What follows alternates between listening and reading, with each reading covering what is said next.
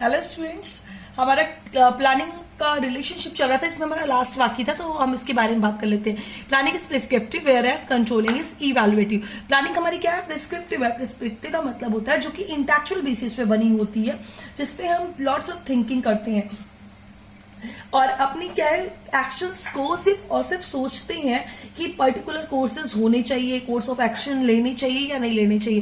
तो ये हमारा सिर्फ सोचने के बेस पर है। Whereas controlling is evaluative. Controlling is evaluative का मतलब होता है कि कंट्रोलिंग हमें चेक करके बताती है कि जो हम डिजायर कर रहे हैं, जो हम सोच रहे हैं, उतना काम हो पाएगा या फिर नहीं हो पाएगा। तो ये हो गया हमारा relationship between the planning and the controlling. अब हम नेक्स्ट बात कर लेते हैं controlling process, which is most important. ये एग्जाम में अक्सर से पूछा जाता है कि कंट्रोलिंग प्रोसेस क्या क्या होते हैं। तो फर्स्ट कंट्रोलिंग प्रोसेस से स्टार्ट कर रहे हैं हम।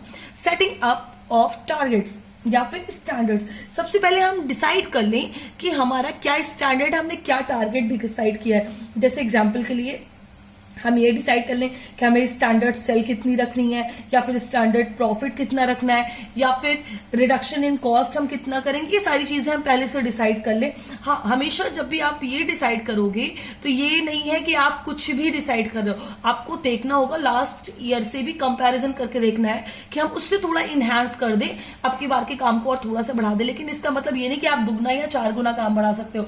आपको थोड़ा बहुत ही, जैसे मार्केट में आपकी डिमांड है उसके अकॉर्डिंग ही आपको वर्क करना है। तो सेटिंग अप द स्टैंडर्ड्स हो गया। फिर उसकी बात होती है हमारी मेजरिंग ऑफ परफॉर्मेंस।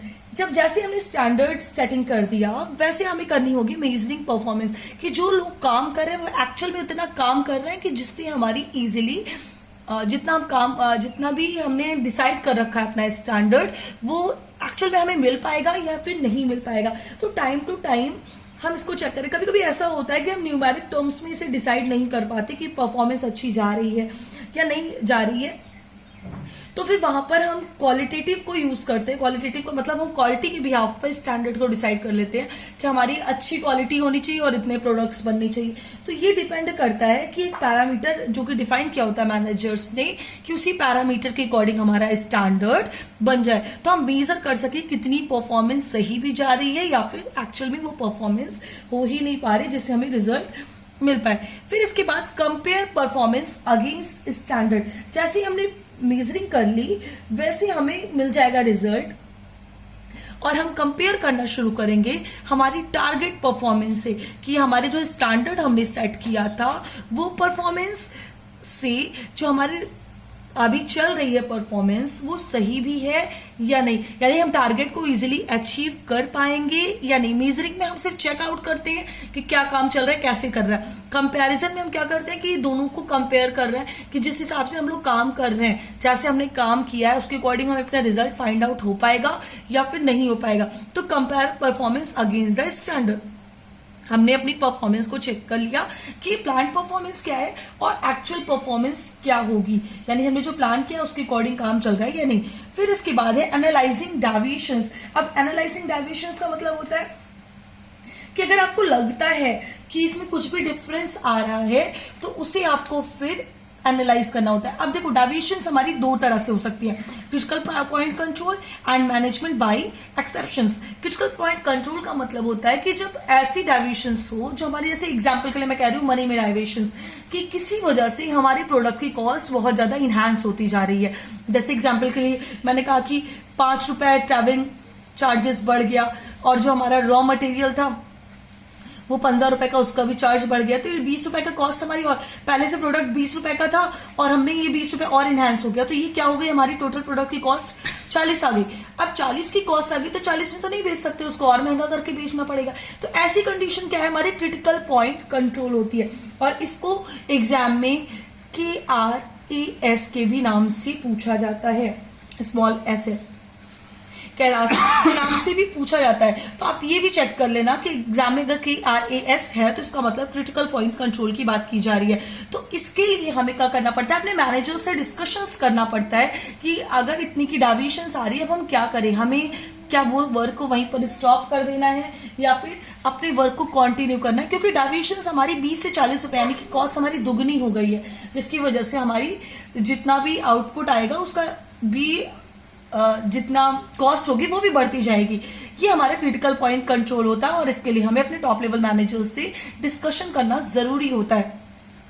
सेकेंड होता है हमारा management by exception. Management by exception का मतलब डेविएशंस तो आ रही है लेकिन बहुत थोड़ी सी डेविएशंस आ रही है, मतलब 0.5 की, 1 रुपीज की, 2 रुपीज तक कह सकते हैं अगर डेविएशंस आती है। जैसे मैंने यहाँ कहा कि प्रोडक्ट की कॉस्ट, महंगाई बढ़ी, प्रोडक्ट की कॉस्ट, हमारा जो रॉ मटेरियल था वो पहले हमें 5 रुपए में मिलता था, अब हमें 5.5 रुपए में मिलने लगा।